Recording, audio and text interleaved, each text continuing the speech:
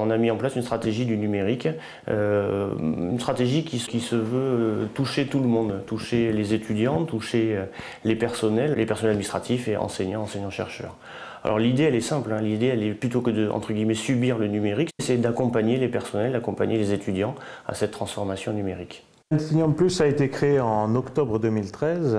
Le but était de doter l'université d'un service qui puisse à la fois faire de la production de médias, mais aussi et surtout de l'accompagnement vers l'utilisation des nouveaux outils numériques.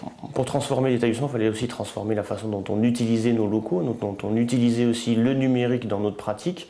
Donc l'idée c'était de créer un endroit emblématique du numérique, où le numérique prend chair, enfin CHAIR. Donc de façon à ce que les enseignants et les personnels administratifs de l'université puissent intégrer ces nouveaux outils dans leur pratique, que ce soit dans donc un cadre administratif ou un cadre pédagogique. Tout ça évidemment à destination des étudiants au final. On pourrait parler comme ça des différents dispositifs. On pourrait commencer par les enseignants. Donc on a un projet qui est assez innovant, puisqu'en fait on propose une décharge d'enseignement à des enseignants, enseignants-chercheurs qui souhaitent en fait apporter de l'innovation dans leur pédagogie. Ces innovations peuvent être des innovations utilisant des dispositifs numériques ou pas. Et on a aussi les étudiants qui ont dans leur formation le C2I de manière systématique. On aime bien dire qu'on a un C2I pour tous, en fait, pour nos étudiants. Alors, le programme Miro consiste en quoi? Il consiste à créer une grande plateforme d'enseignement numérique qui délivrera un master de 3 pays différents, l'Andorre, l'Espagne et la France, et dont le thème est le tourisme culturel. Pourquoi le tourisme culturel? Parce que c'est un secteur économique clé, qu'on assiste à une mutation en fait, des flux touristiques dans le monde actuellement. On a pris ce grand espace qui va de Toulouse à Barcelone et de l'Andorre aux Baléares, comme une sorte de laboratoire d'application. Alors innovant, pourquoi? Parce qu'on dépasse les frontières nationales.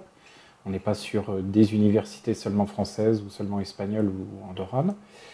Innovant, pourquoi? Parce qu'on est entièrement dématérialisé avec une plateforme d'enseignement en 4 langues et qui concernera des étudiants qui ont vocation à être du monde entier et pas simplement de France ou d'Espagne. On voulait travailler sur de la diplomation dans le domaine du numérique. Donc on a observé ce qui se passait et on a observé nos pépites. Donc c'est vrai qu'à Perpignan, une des pépites, c'est le festival Visa pour l'image qui a une aura internationale. Donc on a travaillé sur un diplôme universitaire, sur 2 diplômes universitaires, un sur Carcassonne, sur l'écriture transmédia et le photojournalisme, et un autre sur Perpignan, sur photojournalisme et dispositif drone. Le DU photojournalisme, communication, images aériennes, qui a été inauguré vendredi dernier, regroupe 3 intervenants majeurs. Tout d'abord, il y a Miro qui prête des drones, qui apporte de l'expertise. Nous avons également Platinium qui apporte une salle informatique équipée avec des logiciels de montage, vidéo, etc. Et également une expertise, puisque notamment, il y a des enseignants, des chercheurs de Platinium qui interviennent dans le DU. En fait, on propose une sorte de valorisation en fait, du métier de photojournalisme, là où pour l'instant, c'est une formation qui est plutôt apprise sur le tas. Ce sont des journalistes qui se tournent vers la photo, ce sont des photographes qui se tournent vers le journalisme, mais il n'y a pas de formation initiale reconnue. Donc, Platinium, c'est aussi s'ouvrir avec des partenariats entre universités et contribuer en fait, au développement du numérique dans les universités. Donc on est très proche de France Université Numérique, on a été reconnu site pilote et on accompagne en fait 2 projets dans les domaines des MOOC. Déjà on s'interroge sur le fait s'il y a besoin d'un seul MOOC ou de collection. Cette collection c'est sur les compétences numériques et C2I.